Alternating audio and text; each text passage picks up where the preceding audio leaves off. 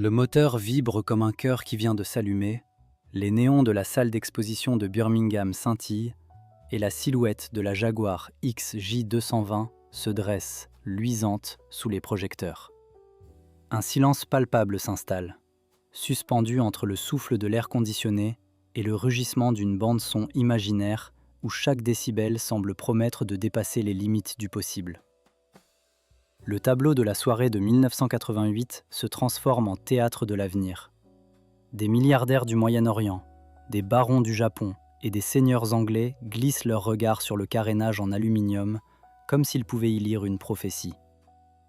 220 miles à l'heure, murmure le directeur de la marque, et la foule se tait, consciente d'assister à la naissance d'une légende qui, d'un soir à l'autre, deviendra un mythe au goût amer. À des kilomètres en dessous du scintillement, le quartier ouvrier de Coventry sent la chaleur d'un four qui n'a jamais cessé de travailler. Les enfants de la ville, habitant les maisons aux briques rouges, voient leur père quitter le travail à 5 heures du matin, les yeux empreints de cette même lueur qui anime les showrooms luxueux. L'un d'eux, Thomas, travaille dans l'atelier du groupe qui fabrique les châssis en aluminium depuis des décennies.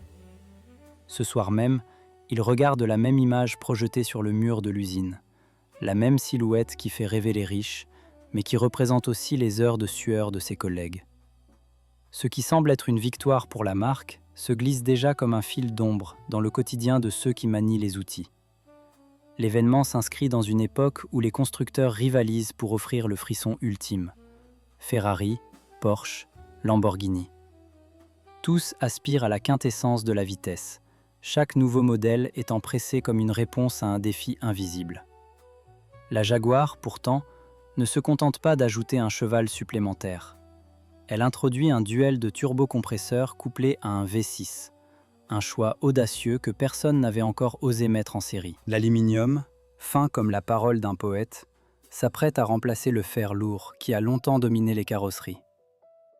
Le public ne sait pas encore que ces compromis technologiques deviendront les fondations d'une génération de supercars.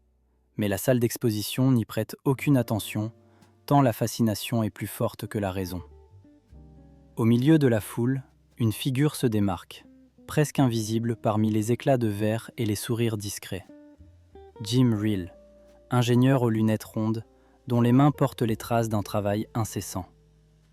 Il a passé des nuits blanches à dessiner les courbes du nouveau moteur, à convaincre ses pairs que la route devait être un poème de vitesse et d'élégance.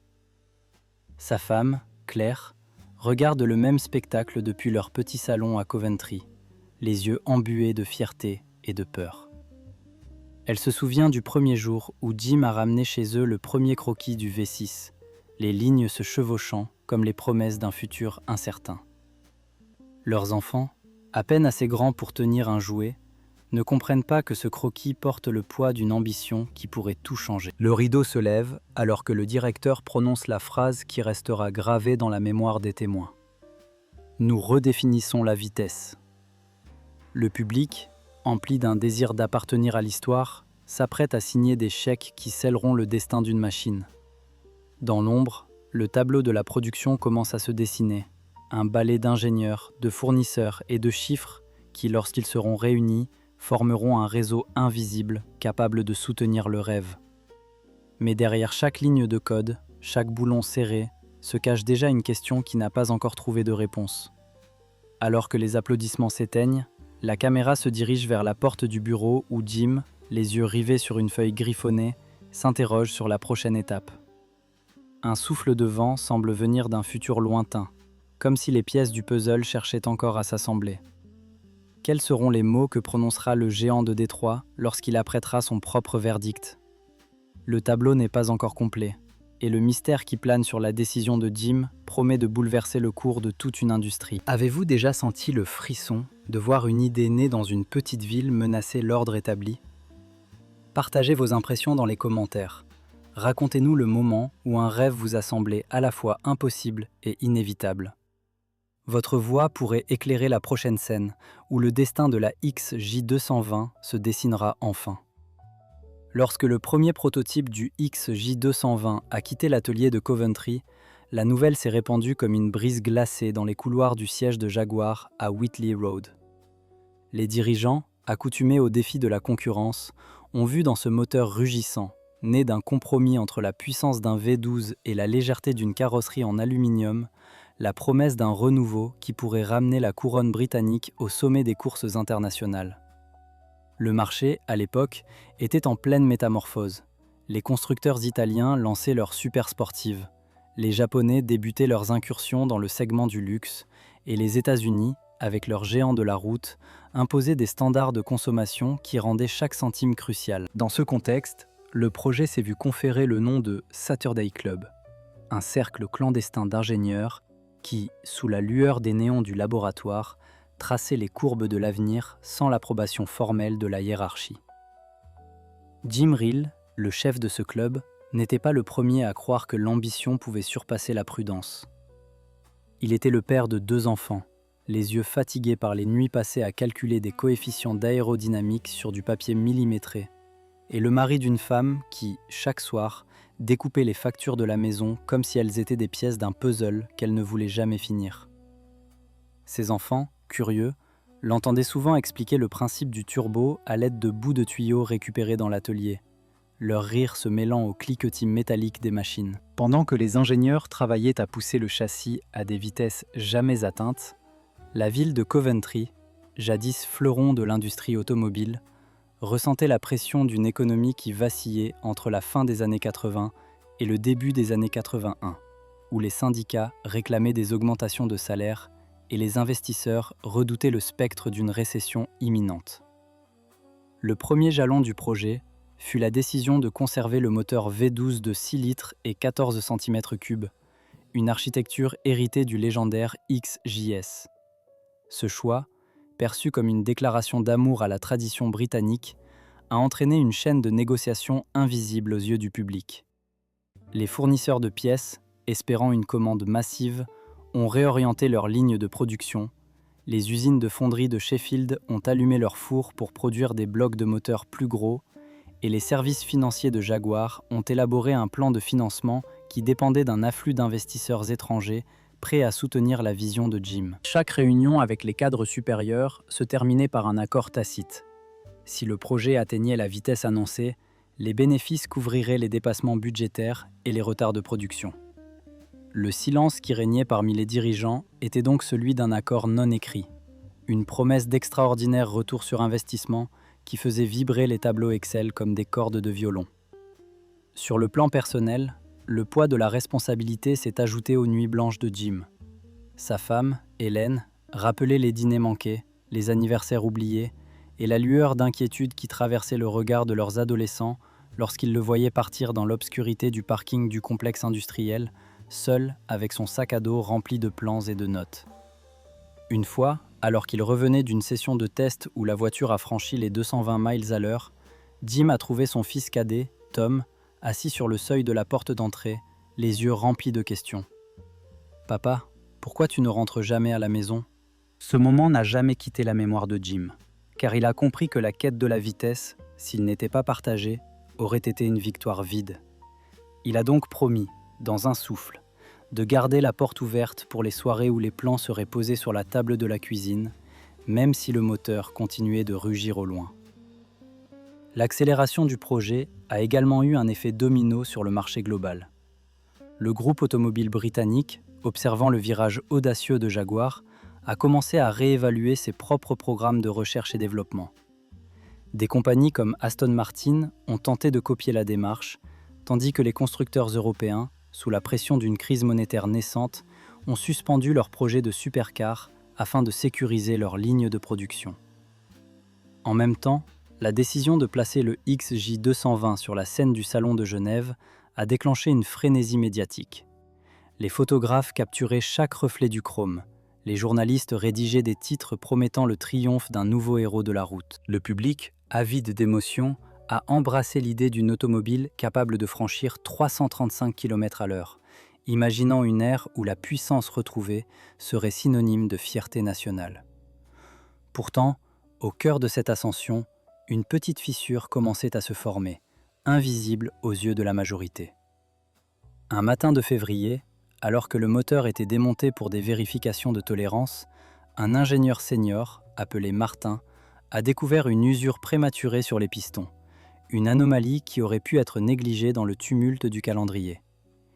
Il a présenté son rapport à Jim, soulignant que la combustion sous haute pression était hors des limites prévues pour une durée de vie raisonnable.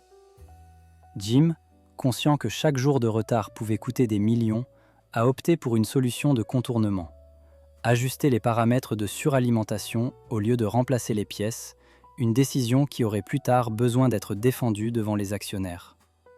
Le choix, rationnel dans l'immédiat, a ajouté une nouvelle couche de complexité à un projet déjà chargé de pression financière et d'attentes publiques. Dans les rues de Coventry, les habitants ont commencé à remarquer l'augmentation du trafic de camions transportant des caisses d'aluminium et des pièces de moteur. Un phénomène qui a suscité des rumeurs sur des projets secrets. Les travailleurs du côté ouest de la ville ont vu leur café remplir leur verre de la lueur rouge des feux de signalisation qui éclairaient les allées du site de production. Certains, comme le père de l'un des soudeurs, ont même exprimé leur fierté d'appartenir à une communauté qui, selon eux, redonnait à l'industrie britannique son prestige perdu. Ce sentiment collectif a alimenté une dynamique presque patriotique, chaque victoire technique étant perçue comme un triomphe du peuple ordinaire contre les géants du monde. Au fur et à mesure que les prototypes s'approchaient de la ligne de production, l'envie d'atteindre le record de vitesse a dicté le tempo des réunions. La direction a autorisé une série d'essais nocturnes sur le circuit de Nardò, où les pilotes, masqués derrière des casques scintillants, poussaient la voiture sur les limites connues du ruban adhésif. L'un de ces essais, mené par un pilote britannique, a enregistré un temps qui aurait placé le XJ220 en tête du classement mondial. Le tableau de bord affichait les chiffres, les ingénieurs applaudirent, et la presse s'est empressée de publier les premières rumeurs d'un record imminent. Pourtant, au même moment, une enveloppe scellée, adressée directement à Jim, était déposée sur son bureau, contenant une lettre officielle provenant du conseil d'administration de Jaguar. Elle annonçait une nouvelle réorganisation stratégique, mentionnant la nécessité de réévaluer les dépenses de R&D dans un contexte économique incertain. La question qui brûle maintenant les esprits, que contenait réellement cette missive et comment son contenu aurait pu renverser la trajectoire d'un rêve qui, jusqu'ici, semblait invincible. Quel sacrifice seriez-vous prêt à consentir pour faire naître une légende ? Partagez vos réflexions, vos doutes et vos propres rêves d'innovation dans les commentaires. No further output is needed.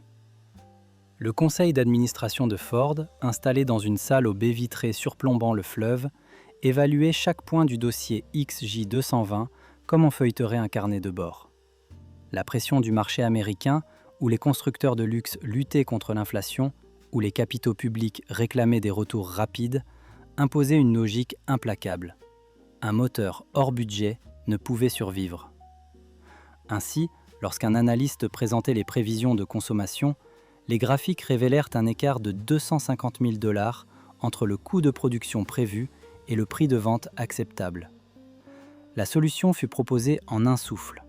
Remplacer le V12 de 6,5 litres, déjà sculpté dans le métal, par un V6 de 3,5 litres à double turbocompression, plus léger, plus économique, mais moins emblématique. La décision fut signée dans un cahier rouge, sans que personne n'ait le temps de mesurer la fissure qui se dessinait sous la surface. Jim Rill, l'ingénieur-chef, revint chez lui ce soir-là, la tête chargée de plans et de calculs. Sa femme, Eleanor, attendait déjà le dîner, les deux enfants jouant à la marelle sur le parquet usé de la maison de Coventry. Le silence qui s'installa lorsqu'il posa la mallette sur la table fut plus lourd qu'une cargaison de moteurs. « Je ne suis plus sûr de la forme du futur », murmura-t-il, sans savoir que ces mots allaient se répercuter dans les allées de l'usine comme une onde de choc. Au même moment, à Shanghai, les représentants des clients potentiels feuilletaient les brochures, leurs yeux brillants d'ambition. Mais leur portefeuille commençait à se resserrer à cause des politiques monétaires restrictives qui s'étendaient de l'Asie aux États-Unis. La volonté de posséder la voiture la plus rapide du monde se heurtait à la réalité d'un marché qui vacillait. Le tableau se dessina rapidement. Chaque modification du cahier de charges, chaque gramme économisé, était un pas de plus vers la perte d'un rêve. Le service financier de Jaguar, dirigé par une équipe de comptables aux cravates ternies, Calculez les économies réalisées. 200 000 livres sterling d'ici à la première année de production. Mais cette réduction était obtenue au prix d'un abandon de valeur symbolique. Le V12, c'était le cœur du mythe, le souffle d'une légende qui aurait pu rendre le constructeur immortel dans les annales. Le V6, lui, était une concession, le compromis d'une époque où la rentabilité remplaçait la pureté technique. Dans la petite ville de Coventry, les ouvriers de l'usine de Blakeshall virent leurs heures supplémentaires disparaître. Une quinzaine de postes de soudeurs furent supprimés, leurs machines rangées comme des reliques d'un avenir qui n'arriverait jamais. Le père de l'un d'eux, un veuf nommé Alan, expliqua à sa fille de 8 ans que le chantier était fermé. Et elle, naïve, demanda pourquoi on ne pouvait pas simplement construire la voiture. Son innocence fit écho à la naïveté des dirigeants qui croyaient pouvoir remodeler le destin d'une industrie avec un simple tableau Excel. Les pressions s'accumulaient de toutes parts. Le directeur de la division performance de Ford, lors d'une conférence téléphonique, évoqua la nécessité de protéger les actionnaires. « Nous devons être réalistes », déclara-t-il, tandis que les minutes de la réunion mentionnaient le mot « coupure » à répétition.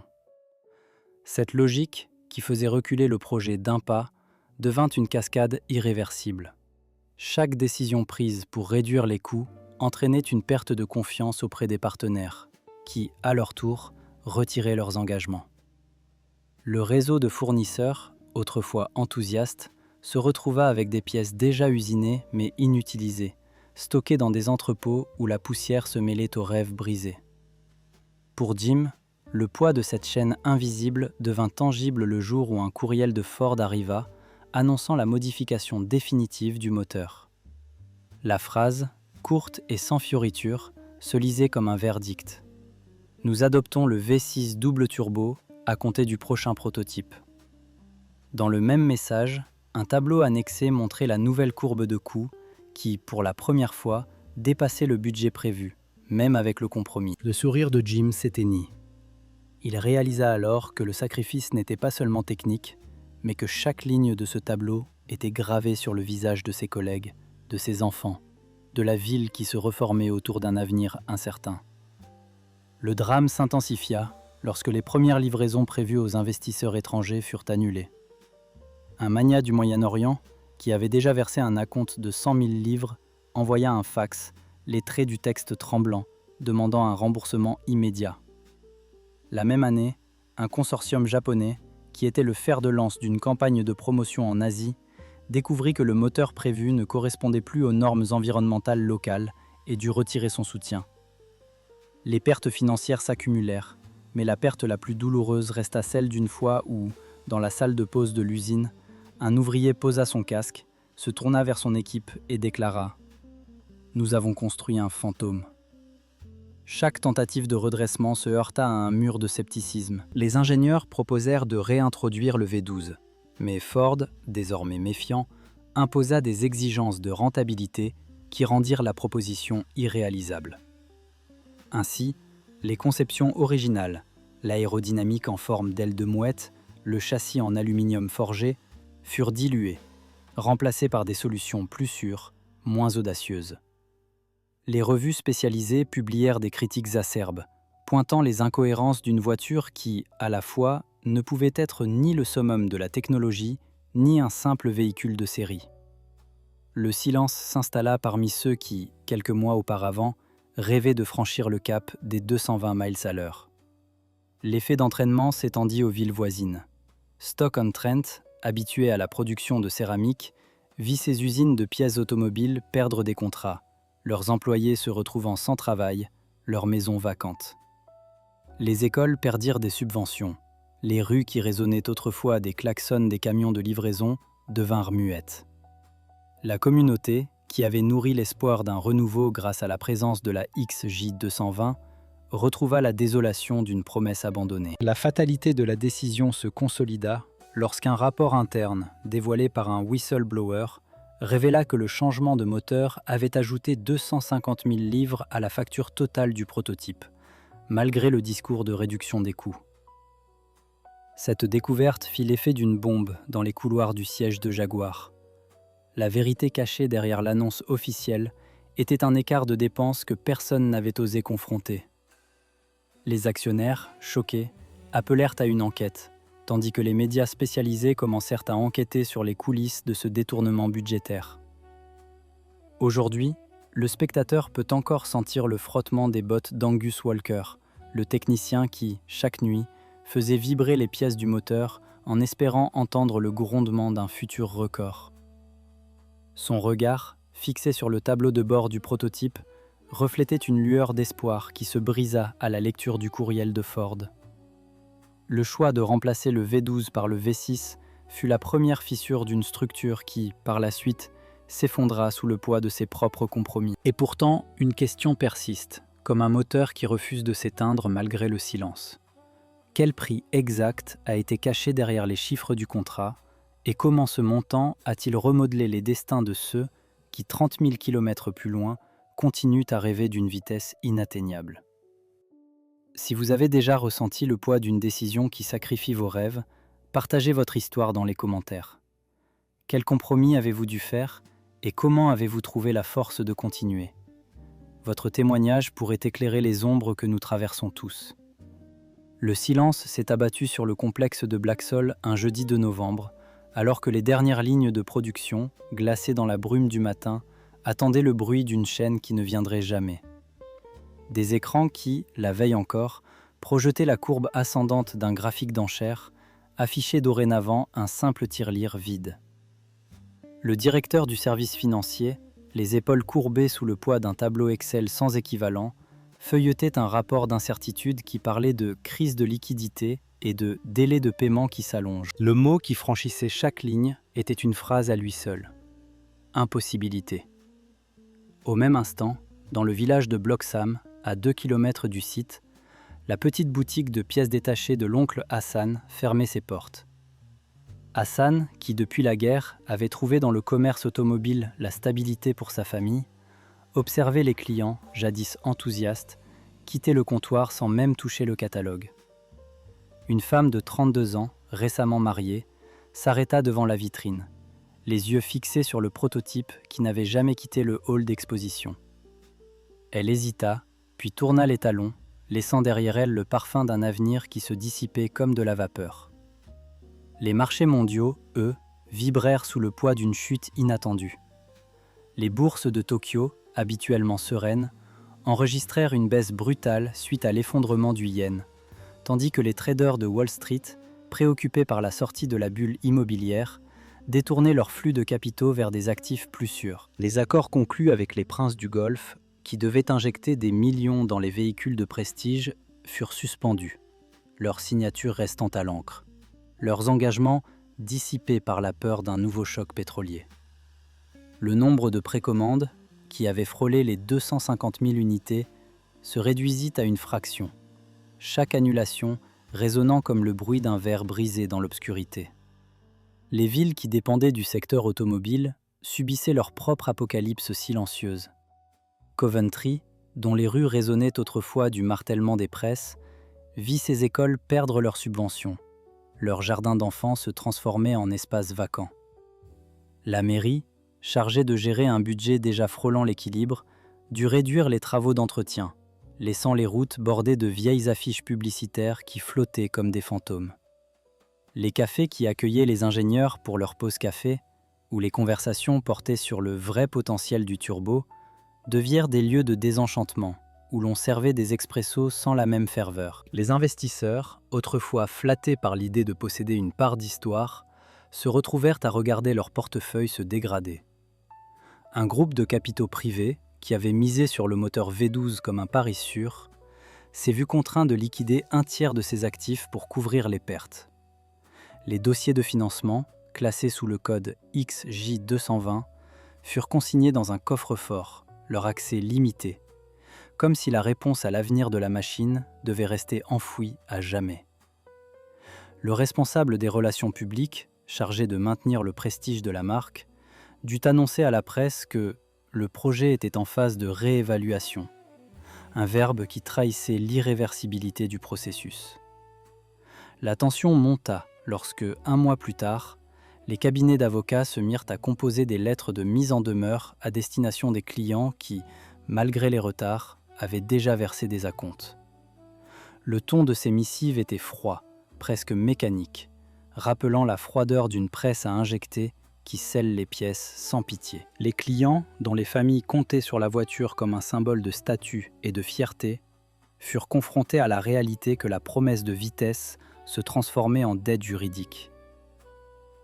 Chez le baron de Kyoto, qui avait envisagé le 10J220 comme le joyau de sa collection, l'avocat annonça que le remboursement complet était impossible sous les conditions actuelles, laissant le marchand d'art se demander si son nouveau tableau serait finalement vendu à perte. Le dernier coup d'éclat arriva lorsque la direction annonça, lors d'une réunion à huis clos, la décision de mettre fin à la production de la variante Performance. L'ordre fut donné de reconvertir les lignes vers des modèles plus modestes, de réorienter les équipes de recherche vers des projets de mobilité durable. Le mot « reconversion » fut répété à l'envi, comme une incantation censée apaiser les esprits, mais chaque fois, il sonnait comme le glas d'un rêve qui s'éteignait. Un ingénieur senior, qui avait passé des années à peaufiner le système de refroidissement du moteur, décida de déposer son badge sur le tableau de bord du prototype, un geste qui symbolisait son rejet du compromis imposé. Dans les archives du studio de design, un dossier secret fut retrouvé, contenant les croquis d'une version du XJ220 prévue pour le marché américain, équipé d'un système hybride expérimental. Ce document, jamais publié, révélait que les créateurs avaient envisagé, bien avant l'ébullition économique, une technologie qui, aujourd'hui, des décennies plus tard, serait au cœur des véhicules de demain. Pourquoi ce projet, à l'époque, n'avait-il jamais été dévoilé? Quels seraient les impacts d'une décision prise, à la limite de la vision, sur le destin de la légende? La réponse se cache encore dans les décombres. Vous avez peut-être déjà vécu un moment où tout ce que vous aviez construit s'effondre sous vos pieds. Partagez votre propre expérience d'effondrement dans les commentaires. Quelles leçons en avez-vous tirées et comment avez-vous reconstruit votre trajectoire? Votre histoire pourrait éclairer le prochain chapitre de cette saga. Et pourtant, alors que les moteurs se taisent, un petit groupe de collectionneurs s'est réuni, intrigué par un mystérieux châssis fantôme qui aurait survécu aux décombres. Est-ce le dernier fragment d'un rêve qui refuse de mourir? Le mystère reste à éclaircir. Le parfum de l'acier vieilli n'a jamais quitté les rues de Coventry. Les rares XJ220 qui survivent aux tempêtes du temps glissent, presque imperceptibles, entre les ombres des entrepôts désaffectés, comme des fantômes d'une ambition qui a défié la gravité. Chaque jour, un collectionneur anglais fait descendre son vieux pick-up pour récupérer le moteur qui, il y a 30 ans, vibrait sous l'éclair d'un projecteur. Il pense à la première fois où, dans son enfance, il a entendu le rugissement d'une V12 qui n'a jamais existé, et à la promesse qu'on lui a faite, posséder une pièce d'histoire, même si le prix s'est envolé comme un oiseau surpris.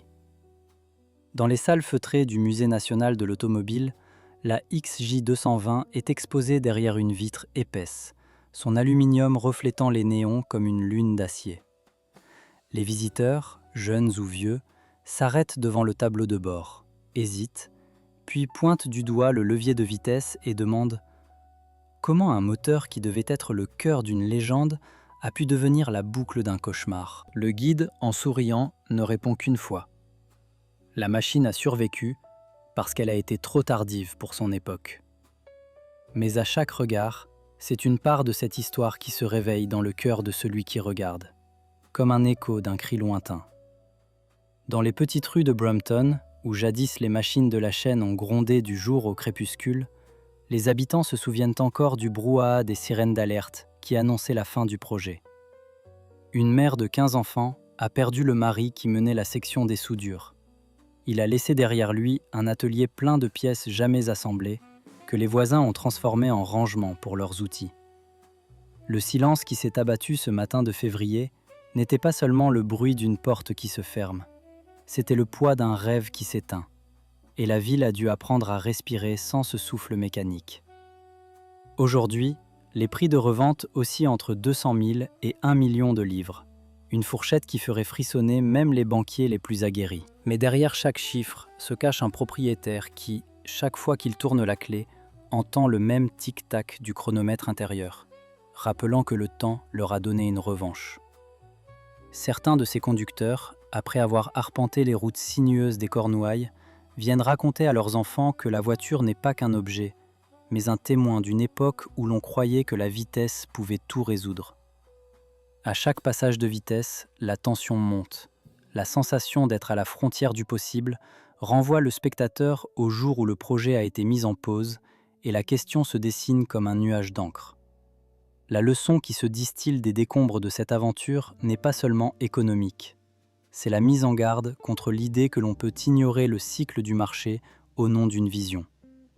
Les géants modernes, les ateliers de batterie, les usines de véhicules autonomes se trouvent à l'intersection de l'innovation et de la prudence, et chaque décision qu'ils prennent crée une onde qui rebondit sur les lignes de production futures. Le souvenir d'une carrosserie qui a éclaté sous la pression d'une crise financière résonne encore dans les couloirs des grands groupes, comme une sirène qui annonce l'arrivée d'une tempête inattendue. Alors que les dernières pièces de la XJ220 sont restaurées, un mécanicien de la petite équipe de restauration en Angleterre a découvert un compartiment caché sous le tableau de bord, jamais documenté dans les manuels officiels. À l'intérieur, un vieux cahier à la couverture usée raconte, en griffonnant à la hâte, le nom d'un ingénieur qui avait envisagé un système de récupération d'énergie jamais appliqué. Ce fragment, presque oublié, pourrait bien offrir une clé pour comprendre pourquoi le projet a failli devenir un succès spectaculaire. Quel secret garde encore ce carnet ? Et comment pourrait-il changer notre perception du phénomène ? Partagez vos théories dans les commentaires. Imaginez ce que vous feriez si vous découvriez un plan qui aurait pu sauver le rêve d'une génération. Pensez à la façon dont les choix d'hier résonnent aujourd'hui. Et dites-nous quel moteur de votre propre ambition vous pousse à aller plus loin.